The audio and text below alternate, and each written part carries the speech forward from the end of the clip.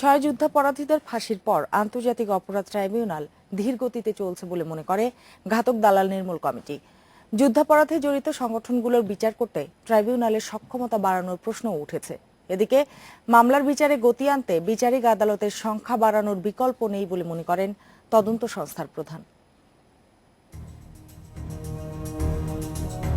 যুদ্ধাপরাধীদের বিচারে আন্তর্জাতিক অপরাধ ট্রাইব্যুনাল গঠিত হওয়ার পর এ পর্যন্ত ৬ শীর্ষ যুদ্ধাপরাধীর ফাঁসি হয়েছে। আপিল মামলা চলার সময় মারা গেছেন আরও ২ জন।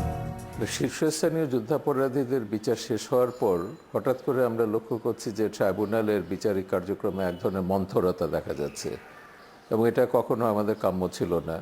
আপিলও আমরা দেখতে পাচ্ছি কয়েকটি আপিলের শুনানি একরকম স্থগিত হয়ে গেছে।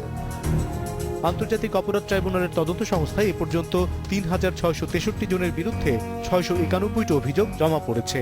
এখনও প্রতি মাসে নতুন নতুন অভিযোগ নিয়ে আসছেন ভুক্তভোগীরা। তদন্ত সংস্থা ৪৮টি অভিযোগের তদন্ত শেষ করেছে, ২৭টির চলছে তদন্ত কাজ। একটা কোর্ট যা যতটুকু দরকার তার জন্য আমরা যথেষ্ট। বরং আমি বলবো, আমি যে মামলা এখন দিয়ে রেখেছি আরো ২০টা, এটা করতে আরো একটা দুইটা কোর্ট হলে আরো ভালো হতো। দুটি ট্রাইব্যুনালের একটির কার্যক্রম স্থগিত হওয়ায় এখন সব মামলার বিচার হচ্ছে এক ট্রাইব্যুনালে। এতে 10টি মামলার বিচার চলছে। এর আগে 27টি মামলার রায় দেয় ট্রাইব্যুনাল। এগুলোর 17টি আপিল বিভাগে বিচারাধীন। আমাদের পাকিস্তানিদের বিচার করতে গেলে, সংগঠনে বিচার করতে গেলে ট্রাইব্যুনালে আরও দক্ষ আইনজীবী নিয়োগ করতে হবে। মন্থরতা যেটা দেখতে পাচ্ছি আমরা সুপ্রিম কোর্টে, সেখানে যে সুপ্রিম কোর্টে মামলার জর্জরিত থাকে, আমরা বারবার বলছি সরকারকে যে আপনারা ট্রাইব্যুনালের মধ্যে একটা আপিল হিয়ারিং এর ব্যবস্থা করুন। পৃথিবীর সব দেশে তাই হয়। ২০০৮ সালের নির্বাচনে যুদ্ধাপরাধীদের বিচারের অঙ্গীকার করে ক্ষমতায় আসে আওয়ামী লীগ।